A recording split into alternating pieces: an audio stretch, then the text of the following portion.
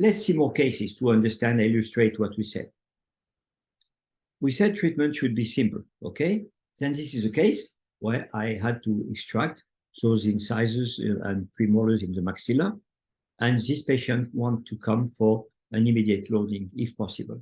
So we decided to extract those teeth in front, like this, you see, reflector flap, and use a piezo to extract those teeth, because using the piezo will allows you to disintegrate the tooth gently, you see, like this, and you will be almost sure to not to break the labial plate of bone, because if you do such, you will destroy everything and you cannot go to immediate loading.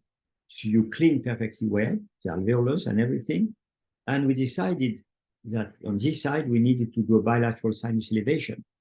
So we say, oh, it's not a good case for immediate loading. So we'll see. What I do after all my extraction, clean with betadine, then rinse with peroxide, and rinse with saline solution. And then take a new burr and reshape the bone to have a more even anatomy so that the implant will be placed in the same level. So we drill on the palatal side for the access hole, okay? And we will place our implants gently like that. So we'll be quick because nothing special. And the interesting thing is that we're going to measure those 4 implants. The value here is high, it's orange, so 69, 68, same, 68, 69, 68, and this is over 70, 75. So those values are extremely good for those 4 implants. It means that even if the value is not very good in the posterior, and that we place 4 more implants, we will load those implants, okay, together, and definitely, unless the value is nothing, we will be able to go for immediate loading. So you see, it's interesting because if I got at this time those values below 60 or 65, I think maybe I close, go to the removable denture, and come back 4 months later.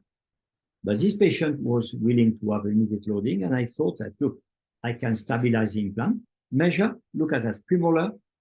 On the premolar region, 80, incredible. 80, this is canine region. So the canine fossa is quite dense. Canine premolar. This is the GTO. I'm going to use it to pack this GTO, this biomaterial like this.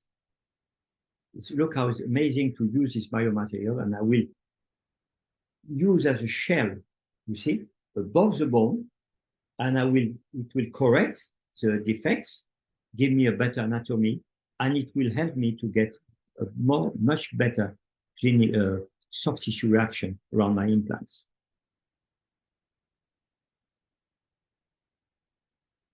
So you can immediately load the full arch.